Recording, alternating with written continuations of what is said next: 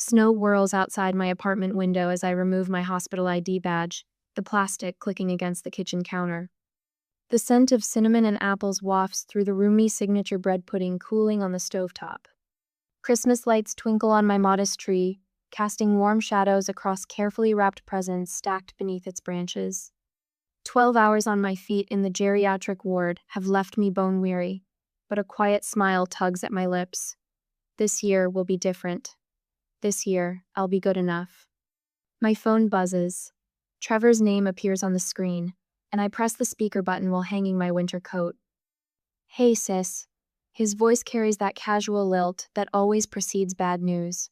Got a minute? Just got home from shift. I adjust the heat on the bread pudding, reducing it to warm. Everything okay? Yeah, about Christmas. A pause, the kind that makes my stomach clench. Marissa's coming this year. Oh? The spoon in my hand trembles slightly. That's nice. I've been looking forward to meeting her. Thing is, she's a little sensitive too. Trevor clears his throat. Heavy energy.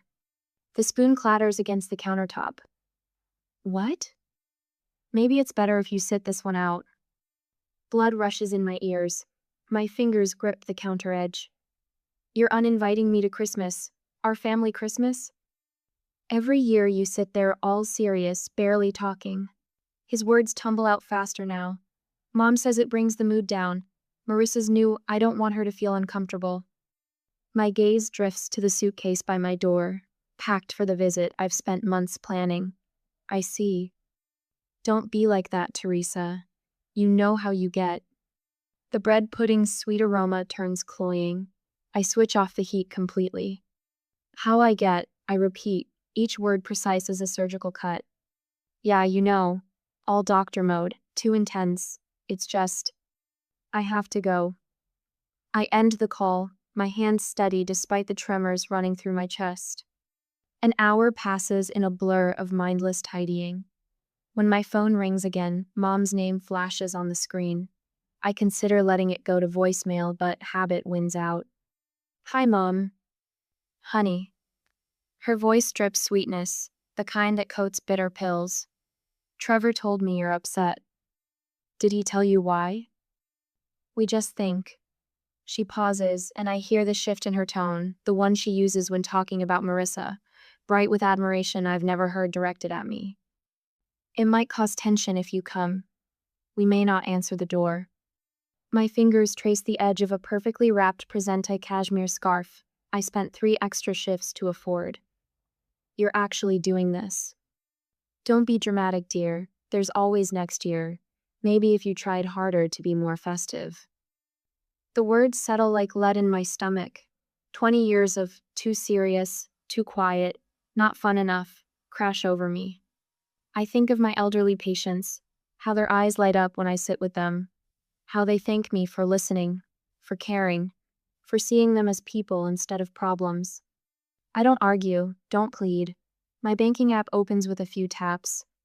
$1,200 monthly mortgage support for my parents. Cancelled. $6,000 art studio loan to Trevor. Terminated.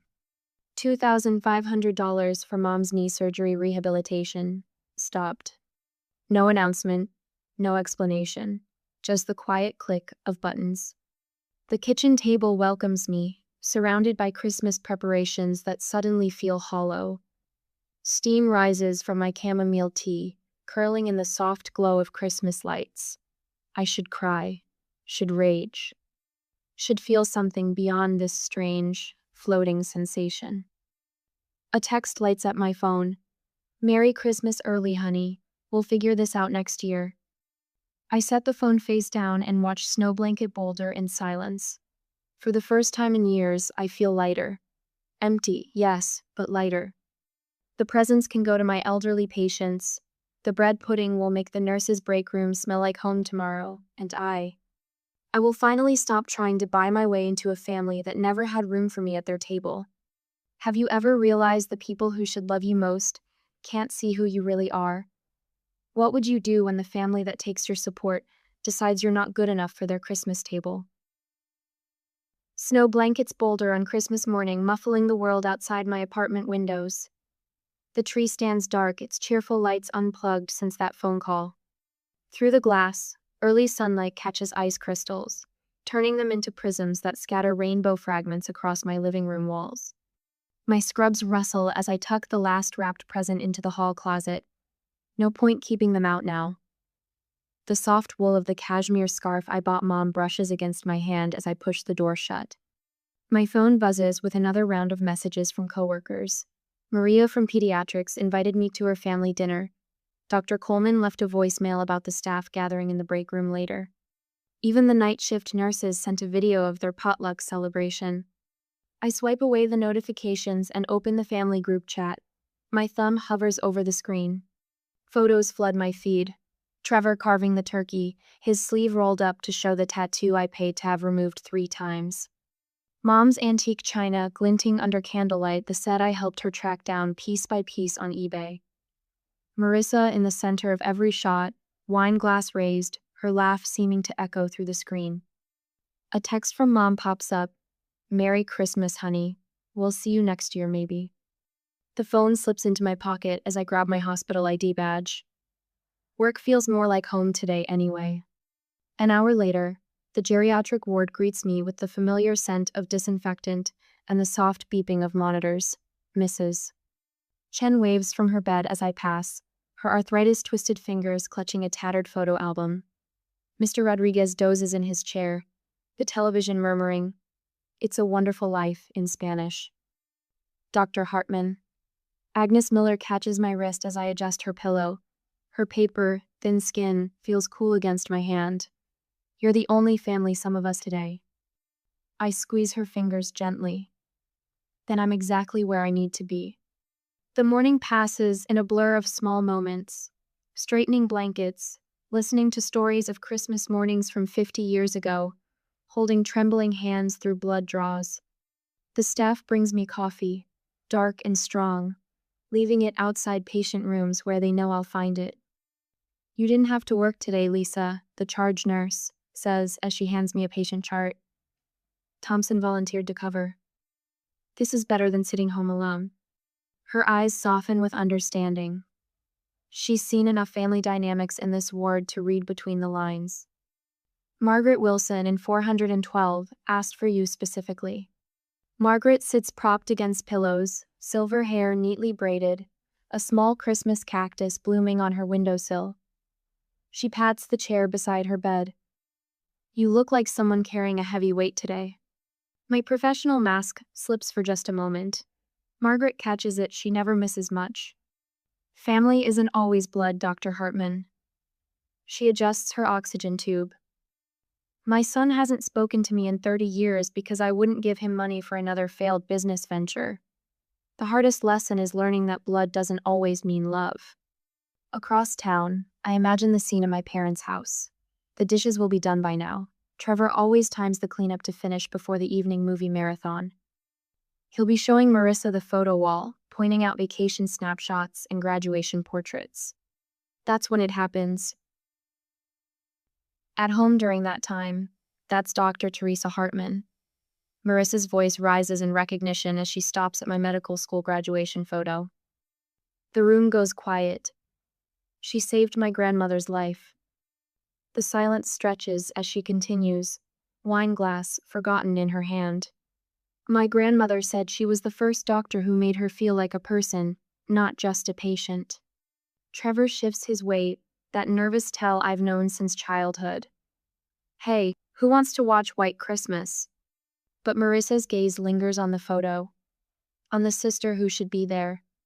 The questions form in her eyes as she looks around the room, noticing the empty chair, the careful way everyone avoids mentioning my name. Later, she'll corner Trevor in the kitchen. "Where's your sister? Why isn't she here?" He'll fumble through explanations about my intensity and Marissa's sensitivity. Each word will plant seeds of doubt, of realization. The family's facade will crack just a little more. Days later, Marissa's social media post appears. To Dr. Teresa Hartman, who saved my grandmother with exceptional care and compassion. Thank you for your sacrifice working this Christmas while others celebrate. You represent the best of healthcare. The post spreads through Boulder's tight-knit community. Art gallery patrons recognize Trevor's last name. Mom's bridge club whispers over their cards. Dad's golf buddies ask pointed questions about his doctor daughter. The family's carefully constructed image begins to crumble, one shared post at a time. The same days later, back in the geriatric ward, I hold Margaret's hand as she drifts to sleep. The Christmas cactus drops a coral bloom onto her blanket. Outside her window, the sun sets behind the flatirons, painting the snow-covered peaks in shades of rose and gold. My phone stays silent in my pocket. No more family photos. No more forced holiday cheer. Just the quiet certainty that I'm exactly where I belong with people who see me, value me, appreciate the gift of presence over presence. Sometimes strangers recognize the truth that family refuses to see. Sometimes the kindness of patience heals the doctor. Sometimes Christmas miracles come wrapped not in shiny paper, but in the simple recognition of worth. Have you ever discovered someone's true value only after others pointed it out? What does it say about us when we value strangers' opinions more than the quiet dignity of those closest to us? Share your thoughts below. 2 weeks after the incident, snow blankets Boulder in bitter white as my phone lights up for the 20th time this week. Trevor's name flashes on the screen, accompanied by a bank notification. Payment failed, art studio loan. I delete his message without reading it, just like the others cluttering my inbox. Can you reach out to Marissa, clear things up? Trevor's losing gallery connections. Your father's golf buddies are asking questions. The steady tick of my kitchen clock fills the silence as I sip chamomile tea, watching more snow gather on my balcony herbs. Dead now, like so many other things this winter.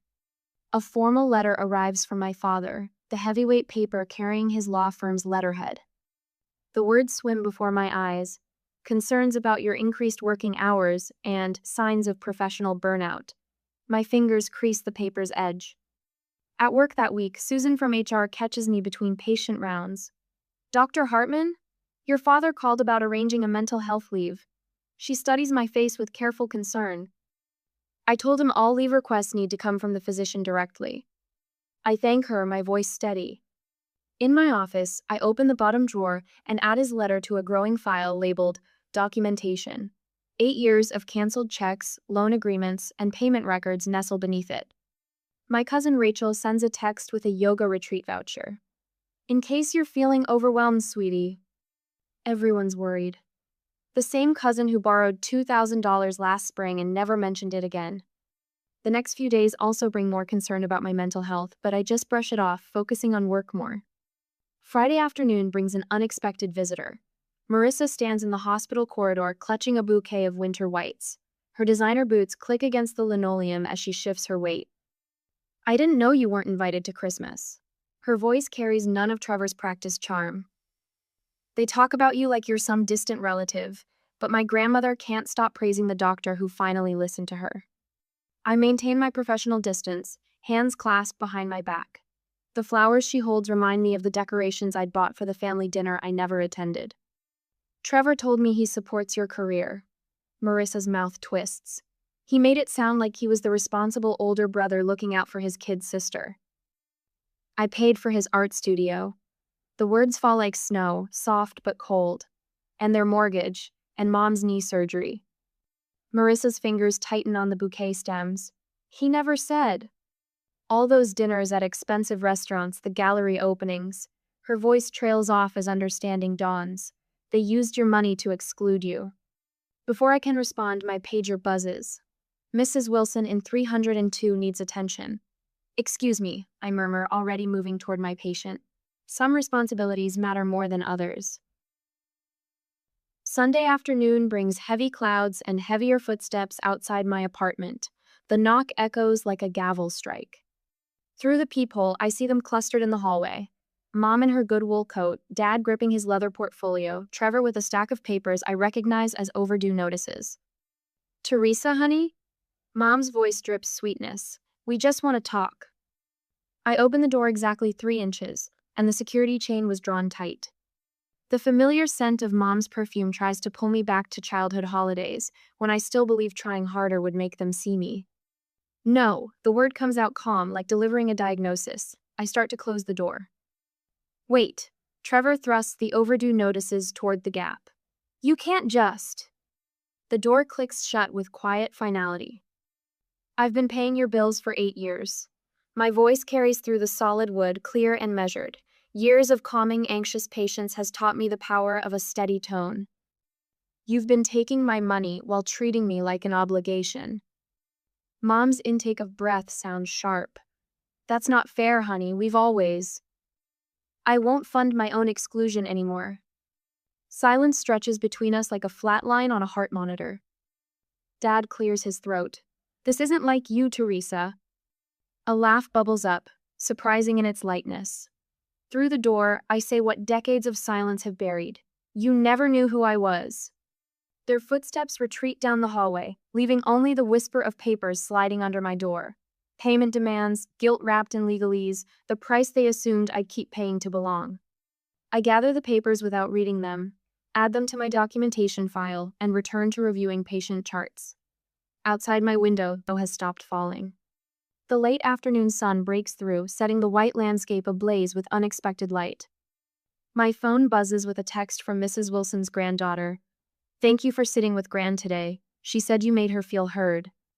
I touch the screen gently, a smile tugging at my lips. Some debts don't need to be paid to be worth something, some family you choose. And some lightness only comes after you stop carrying other people's weights. The next day, the hospital corridor stretches before me, gleaming under fluorescent lights. I pause at the nurse's station, signing off on Mrs. Jensen's updated care plan. Sarah, one of our newer nurses, glances up from her computer.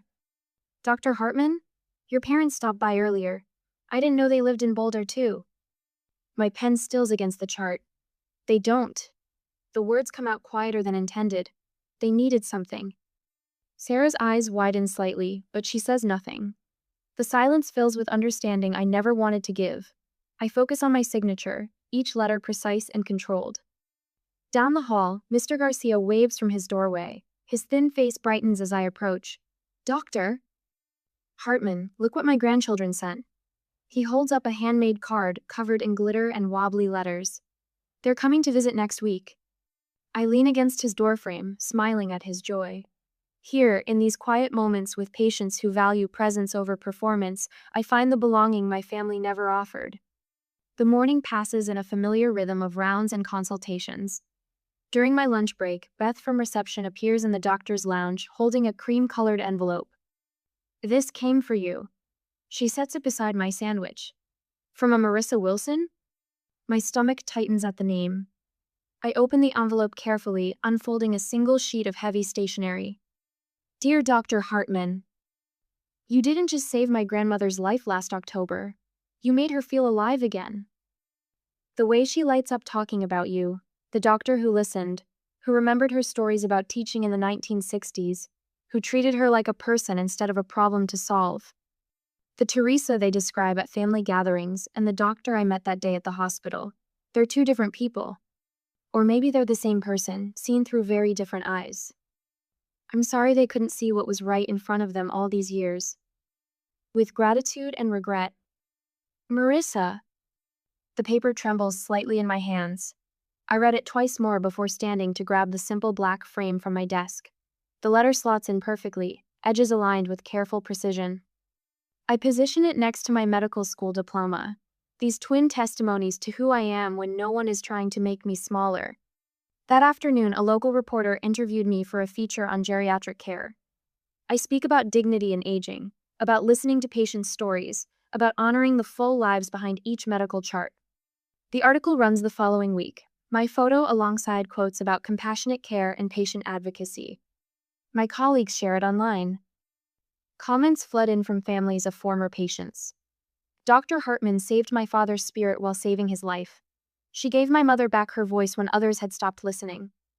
A month later, the story circulates through Boulder's tight-knit community. At his latest gallery opening, Trevor stands alone by his paintings. Our parents find their usual social circles suddenly busy with other commitments. their carefully curated image of the perfect family splinters under the weight of whispered questions about the doctor-daughter they never mention. I didn't attend the opening. I'm volunteering at the Senior Community Center, helping Mr. Peterson compose an email to his estranged daughter. His gnarled fingers hover over the keyboard. 20 years. He shakes his head slowly. Pride cost me 20 years with my child. Don't let it take that from you, Dr. Hartman. This isn't pride, I answered softly. This is knowing my worth. Later that night, an email arrives from my mother. The timestamp shows she's been writing and rewriting it for hours. Dearest Teresa, we miss you. Your father keeps saying the house feels empty without you dropping by with your bread pudding.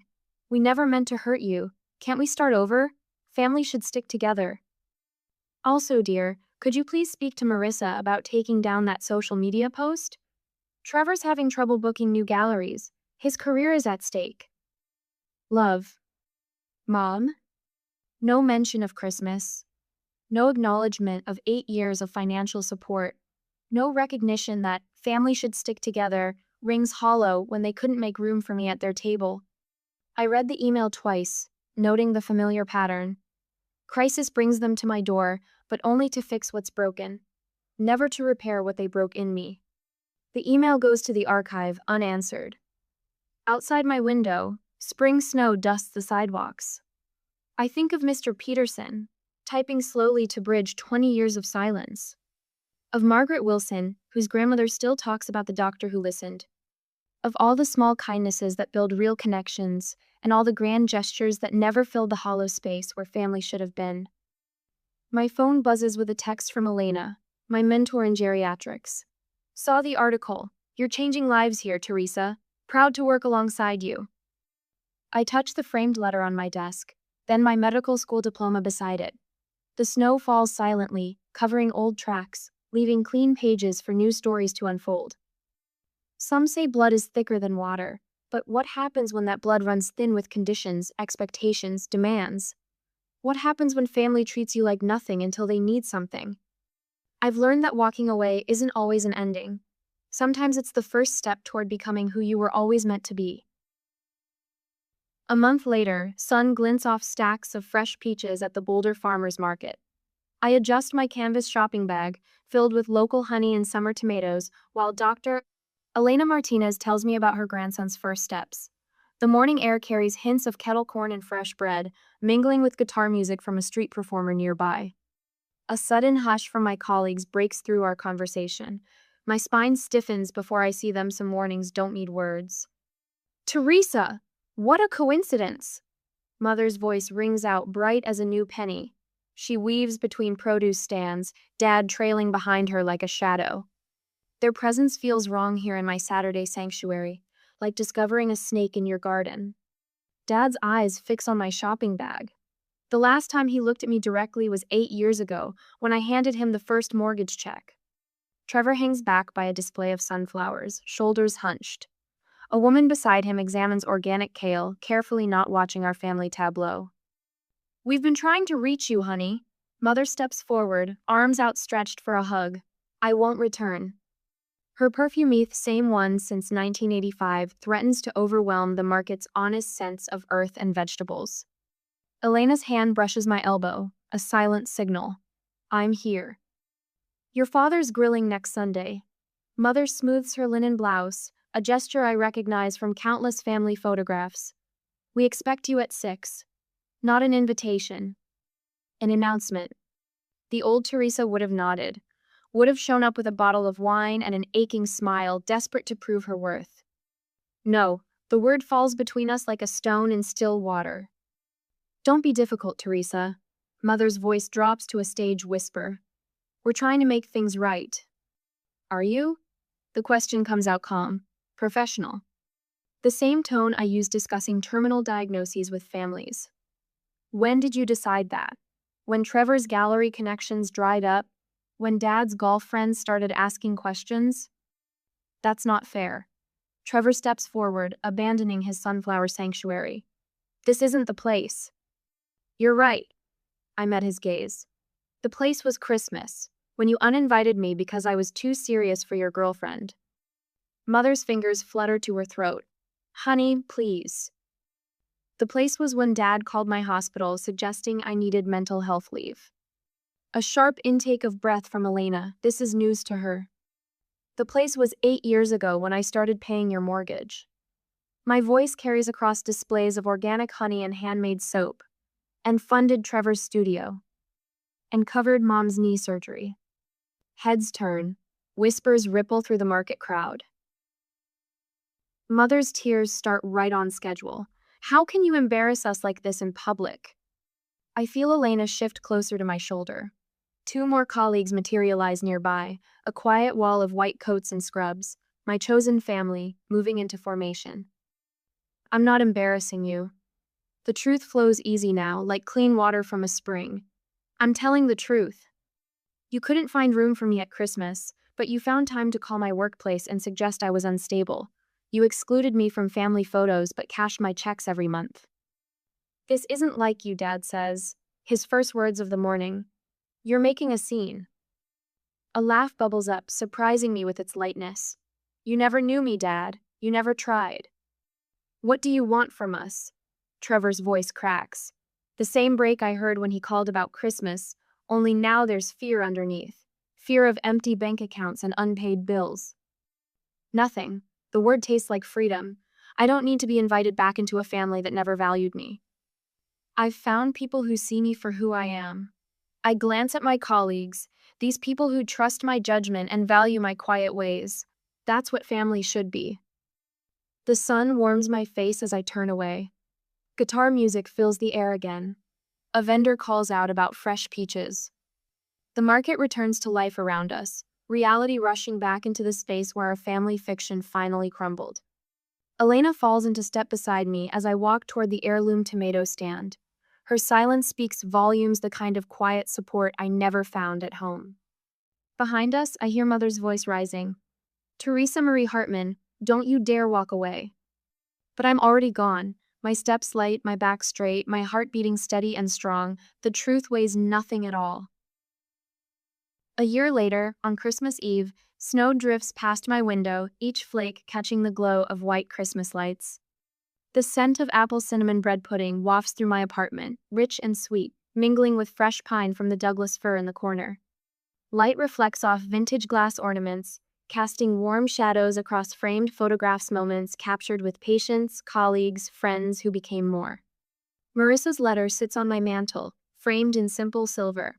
Her words about my grandmother's care face outward, a daily reminder that sometimes strangers see us more clearly than family ever could. The gentle tap of knuckles against my front door breaks the quiet. Come in, I call, sliding another bread pudding into the oven. The door opens to familiar faces: Sarah from pediatrics, John from radiology, Elena from physical therapy. Their arms overflow with dishes and small gifts. Something smells amazing in here, Dr. H., Sarah says, setting down a crystal bowl of cranberry sauce. Her holiday sweater sparkles with tiny lights, a holdover from the children's ward Christmas party. More colleagues filter in, filling my once quiet space with gentle chatter and laughter. A timer chimes and I pull out the bread pudding, golden brown and perfect. The ritual soothes me this time. I'm cooking for people who choose to be here. Teresa? A soft voice cuts through the noise. Margaret Wilson stands in my doorway, leaning on her walker but stronger than last Christmas. Her silver hair catches the light, expertly styled for the occasion. You made it. I cross the room, taking her coat. The walker clicks against hardwood as she settles into the armchair I've saved specially for her. Wouldn't miss it. Margaret pats my hand. To think, a year ago I was stuck in that hospital bed, certain it would be my last Christmas. And now look at you. She grins, adjusting the red shawl around her shoulders. All thanks to the doctor who saw me as a person, not just another chart. The doorbell rings again. I open it to find Jenny, a young nurse, shifting from foot to foot in the cold. Sorry I'm late. The drive from the night shift was slippery. You came straight from work? She nods, unwinding her scarf. Wouldn't skip your Christmas gathering, after what you did for me during that whole mess with my parents. Her voice trails off, but I understand. We gathered around my dining table, mismatched chairs squeezed in tight. Stories flow between bites of turkey and spoonfuls of bread pudding. Margaret shares tales from her nursing days in the 1960s. Elena describes her grandmother's secret tamale recipe. Jenny talks about learning to build her own traditions after walking away from toxic family patterns. Sometimes I wonder, Jenny admits, pushing cranberries around her plate, if I did the right thing, setting those boundaries. The table goes quiet. They all know pieces of my story now, whispered in break rooms or shared over late-night coffee. Sometimes the family we choose sees us more clearly than the family we're born into. I say, the words rising from a place of peace rather than pain. That's what I've learned this year. A knock at the door interrupts the murmurs of agreement. Margaret's eyes sparkle with something knowing as I rise to answer it. Her granddaughter stands on my welcome mat, cheeks pink from cold. I brought someone who wanted to meet you. She steps aside to reveal Marissa, holding a small gift wrapped in silver paper. I hope it's okay, Marissa says. I've been wanting to thank you properly for everything with Gran. The silence stretches between us, heavy with unspoken understanding. Then I step back, opening the door wider. There's plenty of bread pudding. Marissa settles into our gathering like she belongs there. When she mentions her recent separation from Trevor, no one offers empty platitudes. These people understand that sometimes walking away is an act of self-respect. Your grandmother asks about you. She tells me later, as others chat over coffee and dessert. She says you saved more than her life that day in the hospital. You showed her what strength really looks like. I think of the brother who couldn't make room for me at his table, the parents who took my support while withholding their acceptance. A text lights up my phone. Merry Christmas. We miss you. From Mom. No manipulation this time, no veiled requests for money or reconciliation. I set the phone aside without responding, turning back to the warm circle of my chosen family. Margaret launches into another story about her nursing days, her hands painting pictures in the air. Jenny leans forward, entranced. Sarah adds her own hospital tales while John groans at the medical humor. These people see meth, quiet strength, the dedication, the heart beneath the professional exterior. They don't need me to be louder or lighter or different. They pull up chairs to my table and bring dishes to share and understand that family means making room for who someone truly is. I used to think love meant being the one who stayed late, who fixed everything, who never needed thanks. But real love doesn't make you beg for a place at the table. And a family that only values you for what you give was never family to begin with. Looking around my living room, at these faces lit by Christmas lights and warmed by connection, I finally understand. Sometimes the hardest act of self-respect is recognizing when to walk away and when to build something new, something real. The snow continues to fall outside my window, each flake finding its own path to the ground. Inside, laughter rings against my walls, and the scent of cinnamon and apples wraps around us like a promise. I found my way home at last.